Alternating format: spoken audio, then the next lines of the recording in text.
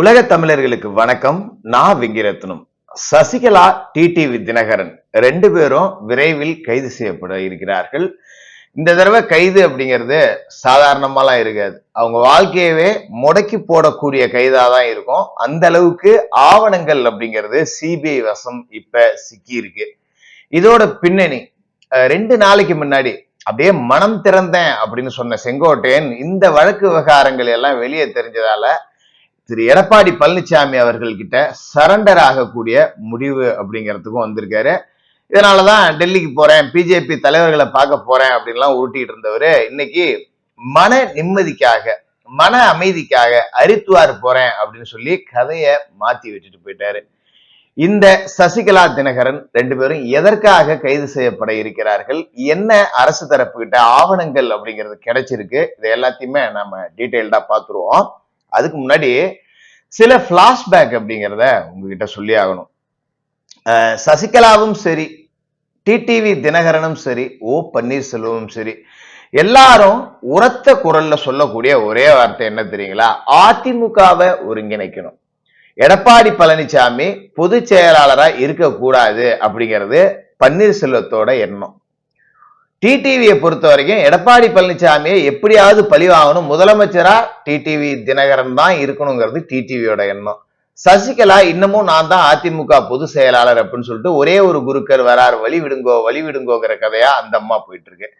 ஆக்சுவலா இவங்களோட 3 பேரோட திட்டம் என்ன அப்படின்னா, அதிமுக ஒருங்கிணையணும், அதிமுக ஒன்றா இருக்கணும் அப்படின்னு சும்மா வாயால வடை சுட்டுக்கிட்டு இருந்தாலும் எடப்பாடி பழனிசாமி அவர்களை வீழ்த்திட்டு எப்படியாவது கட்சி அப்படிங்கிறத அபகரிக்கணும் அப்படின்னு தான். இதுக்குதான் இவங்க பக்கம் பக்கமா வசனம் பேசி எடப்பாடி துரோகி அப்படின்னு சொல்லுவாங்க. ஒரு சின்ன துரோக பிளாஷ்பேக் எடுத்து பார்த்துருவோம். 1987 வருடம் புரட்சி தலைவர் எம்ஜிஆர் மறைகிறாரு. ஜே அணி ஜா அணின்னு பிரியுது. பயங்கரமான சண்டை சச்சரவு எல்லாம் நடந்து 1989 தேர்தல்ல ஜே அணி ஜா அணின்னு பிரியுது. இதுல ஜே அணி சார்பா ஆண்டிப்பட்டியில மறைந்த அம்மையார் ஜெயலலிதா அவர்கள் நிக்கிறாங்க. ஜா அணி சார்பா அன்றைய திரைப்பட நடிகையான வெண்ணிற ஆடை நிர்மலா நிக்கிறாங்க.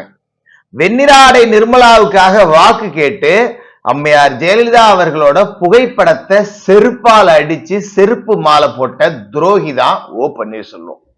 ஓ பன்னீர்செல்வத்துக்கு துரோகத்தை பத்தி பேசுறதுக்கு ஏதாவது தகுதி இருக்கா அப்படின்னு பார்த்தா நிச்சயமா இல்லை. சசிகலா தான் தன்னை முதலமைச்சராக்கினார், சின்னம்மா தான் என்ன முதலமைச்சராக்கினார்னு இன்னைக்கு பேசுற அதே வாய் தான் சசிகலாவை கொலகாரின்னு சொன்ன பட்டம் கட்டிச்சு. சசிகலா குடும்பத்தோட எப்போதும் தொடர்பு வைத்துக் கொள்ளக்கூடாதுன்னு அம்மையார் ஜெயலலிதா அவர்கள் என்கிட்ட கேட்டாங்க. இப்போ தொடர்புல இருக்கியான்னு கேட்டாங்க. நான் இல்லவே இல்லம்மா அப்படின்னு சொன்னேன். இது எல்லாம் இந்த தர்ம யுத்தத்தின் போது பன்னீர்செல்வம் உருட்டிய உருட்டுகள்.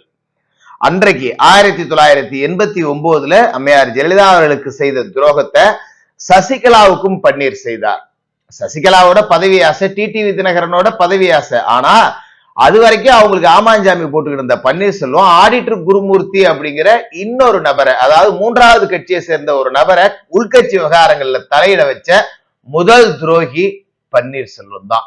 ஆக சசிகலாவை நீக்கினாதான் நான் அணிகளை ஒருங்கிணைப்பேன், அதுக்கு நான் சம்மதிப்பேன்னு சொன்ன மிகப்பெரிய துரோகியான பன்னீர்செல்வத்திற்கு தனக்கு ஓட்டு போட்ட மக்கள் குடிக்க தண்ணி இல்லைன்னு கேட்டப்ப தான் வீட்டு கிணறுல இருந்து தண்ணி தர மாட்டேன்னு சொன்ன பன்னீர்செல்வத்துக்கு துரோகி அப்படின்னு பேசுறதுக்கு தகுதியே கிடையாது. ஏன்னா டிடிவி தினகரனை 420 மாயமான்னு சொன்னதெல்லாம் இதே பன்னீர்செல்வம் தான். இன்னைக்கு மறுபடியும் மக்கள் செல்வர் புடுங்கிற செல்வர் அப்படின்னு சொல்லிட்டு இருக்கிறது இதே பன்னீர்செல்வம் தான். முதல் துரோகி பன்னீர்செல்வம் உரங்கட்டிடலாம். 2வது செங்கோட்டையனை எடுத்துவோம். 1996 வருட தேர்தல் அதிமுக படுதோல்வி அடையுது. தமிழக வரலாற்றிலே இல்லாத அளவுக்கு படுதோல்வி அடையுது. அம்மையார் ஜெயலலிதா அவர்கள் படுதோல்வி அடைகிறாங்க எம்பி சுகவனத்துக்கிட்ட பர்கூர் தொகுதியில. ஜெயலலிதா அவர்களே தோத்தாங்க. உடனே இதுக்கு மேல இந்த கட்சி காலி ஆயிடும் அப்படின்னு சொல்லிட்டு அன்னைக்கு ஜெயலலிதாவுக்கு துரோகம் செய்யணும்னு இந்த யோகிய சிகாமணி செங்கோட்டையன் அன்னைக்கு என்ன தெரியுங்களா பண்ணாரு? உடனே நம்ம ரகுபதி எல்லாம் கூப்பிட்டுக்கிட்டு கிளம்பி நேரா கர்நாடகா போயிட்டாரு. அங்க போய் சரோஜா தேவியை பார்த்து பேசுறாரு. இந்த அம்மா ஜெயலலிதா வச்சுக்கிட்டு நம்ம ஜெயிக்க முடியாது, நீங்க கட்சி தலைமையை ஏத்துங்க அப்படின்னு 1996 வருடமே அம்மையார் ஜெயலலிதா அவர்களுக்கு எதிராக கன்னடத்து பைங்கிலின்னு சொல்லப்படுற புரட்சி தலைவருக்கு ரொம்ப நெருக்கமான நடிகை சரோஜா தேவியை கட்சி பொதுச் செயலாளராக்கணும்னு துடிச்ச ஒரு துரோகி தான் செங்கோட்டையன். அவருக்கும் இத பத்தி பேச தகுதி அப்படிங்கிறதே கிடையாது. அடுத்ததா வி.கே. சசிகலாவுக்கு வருவோம். 36 ஆண்டுகால நட்பு, அம்மாவுக்காக அக்காவுக்காக என் வாழ்க்கையவே தியாகம் செஞ்சேன்னு சொல்ற வி.கே. சசிகலா ஒரு மிக பெரும் துரோகி. ஏன்னா இத நான் சொல்லல, சசிகலாவும் அவரது உறவினர்களும் எனக்கு எதிராக சதி திட்டம் தீட்டுகிறார்கள், அவர்கள் துரோகிகள், அவர்களோடு தொடர்பு வைத்துக் கொள்ள கூடாது அப்படின்னு சொல்லி பகிரங்கமா மறைந்த அம்மையார் ஜெயலலிதா அவர்களே பொது மேடையில பேசி தான் கட்சியை விட்டும் தான் வீட்டில இருந்த போயஸ் கார்டனை விட்டும் சசிகலாவையும் அவரது உறவுக்காரர்களையும் 2 முறை துரத்தி அடித்து இருக்கிறார் துரோகி என்ற பட்டம் கட்டி. இந்த அடிப்படையிலேயே சசிகலா ஒரு துரோகி அப்படிங்கிறது தெரிஞ்சிருது. அடுத்தது டிடிவி தினகரன் எப்பேற்பட்ட துரோகி அப்படின்னு நான் சொல்லல, சசிகலா சொல்லியிருக்காங்க. 2012ஆவது வருடம் சசிகலா அவரது குடும்பத்தினர் துரோகம் செய்தார்கள் அப்படின்னு எல்லாரையும் அம்மையார் ஜெயலலிதா அவர்கள் விரட்டி விட்ட பிறகு சசிகலா மன்னிப்பு கடிதம் கொடுத்து மறுபடியும் போயஸ் கார்டனுக்குள்ள நுழைகிறார். அப்ப எழுதி கொடுத்த கடிதம் என்ன தெரியுங்களா? எனது உறவுக்காரர்கள், எனது சொந்தக்காரர்கள் எனக்கு தெரியாமல் அம்மாவுக்கு எதிராக சதி திட்டம் தீட்டி விட்டார்கள், அவரோடு ஒட்டும் இல்லை உறவும் இல்லை, இனி அவர்களோட நான் பேச மாட்டேன், எனக்கு அக்காதான் முக்கியம் அப்படின்னு சொல்லிட்டு டிடிவி தினகரன் துரோகி அப்படின்னு சசிகலாவோட மன்னிப்பு கடிதத்திலேயே இருக்கு. சசிகலாவாலேயே குற்றம் சாட்டப்பட்ட துரோகி டிடிவி தினகரன். இவங்க எல்லாத்துக்குமே இப்ப காண்டு என்னன்னா, அந்த அம்மா செத்து போச்சு, அனாதே ஒரு கட்சி கிடக்கு, ஆட்டையை போட்டு சாப்பிடலான்னு பார்த்தாங்க, முடியல. குறுக்க இந்த கௌசிக் வந்தா அப்படிங்கிற மாதிரி எடப்பாடி பழனிசாமி வந்துட்டாரு. இந்த வயிற்றுச்சல்ல தான் வாயிலையும் வயிற்றுலையும் குத்திட்டு அலையிறாங்க. இப்ப திமுக கூட செட்டிங் போட்டுக்கிட்டு பன்னீர்செல்வமும் டிடிவி தினகரனும் இந்த செட்டிங்ல சசிகலா அவர்களுக்கு தொடர்பு இல்லை, அதுல மாற்று கருத்தே கிடையாது.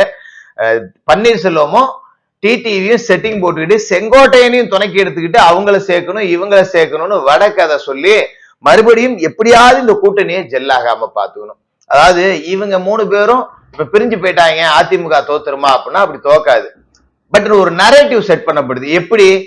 மக்கள் மத்தியில அவங்க எங்கப்பா ஜெயிக்க போறாங்க, அவனுக்கு உள்ளே அடிச்சுட்டு கிடக்குறாங்க, அவங்க எங்கப்பா ஜெயிக்க போறாங்க அப்படிங்கிற ஒரு எதிர்மறை எண்ணத்தை உருவாக்கணும் அப்படிங்கிறதுதான் சபரீசன் அண்ட் கோட அஜெண்டா. அதுக்கு சில்லற வாங்கி தின்னுட்டு தான் டிடிவி தினகரனும் ஓபிஎஸும் இந்த வேலையை செஞ்சுக்கிட்டு இருக்காங்க. ஒரு வடிவேல் காமெடியில வரும் தெரியுங்களா, இந்த வண்டு முருகன் காமெடியில எவ்வளவு ட்ரிக்ஸா எண்ணி உள்ள கொண்டாந்துருக்கீங்களான்னு ஜெயிலுக்கு போய் வடிவேல் பேசுவார்ல, அதே மாதிரிதான் டிடிவியும் பன்னீர்செல்வமும் சேர்ந்து எவ்வளவு ட்ரிக்ஸா என்னையும் அரசியல் அனாதை ஆக்கிட்டீங்கடா அப்படின்னு சொல்லிட்டு செங்கோட்டையன் புலம்பக்கூடிய நிலை ஆயிடுச்சு.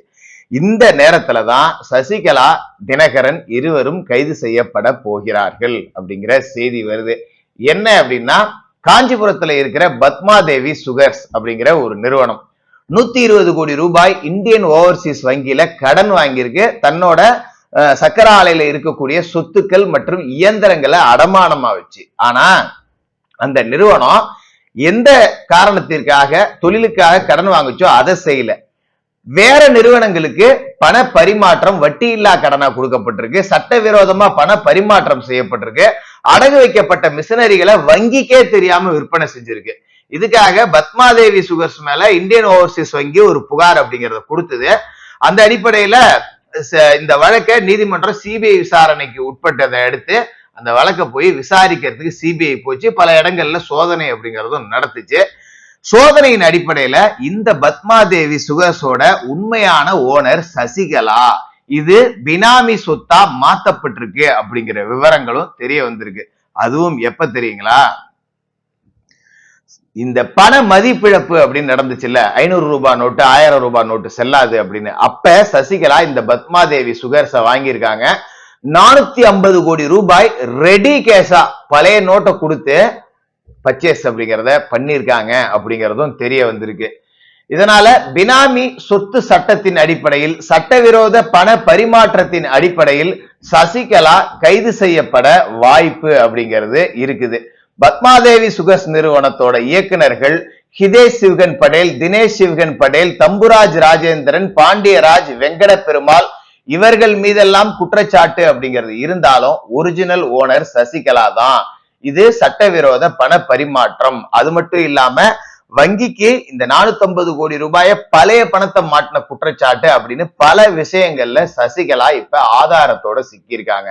இதனால சசிகலா கைது செய்யப்பட இருக்கிறார். சரி, இதுக்கும் டிடிவி தினகரனுக்கும் என்ன சம்பந்தம் அப்படின்னு பாத்தீங்கன்னா, ஏற்கனவே ஃபெரா வழக்கு இருக்கு, இரட்டை இலைக்கு லஞ்சம் கொடுத்த வழக்கு இருக்கு, எல்லாம் அடுத்தடுத்து விசாரணைக்கு வர இருக்கு. எப்படி சொல்றது அப்படின்னா, ஓடவும் முடியாது, ஒளியவும் முடியாது. சசிகலா, டிடிவி தினகரன் கைது செய்யப்பட இருக்கிறார்கள். எடப்பாடியிடம் சரண்டர் ஆவதை தவிர செங்கோட்டையனுக்கு வேற வழியே இல்லை. தொடர்ந்து பேசுவோம்.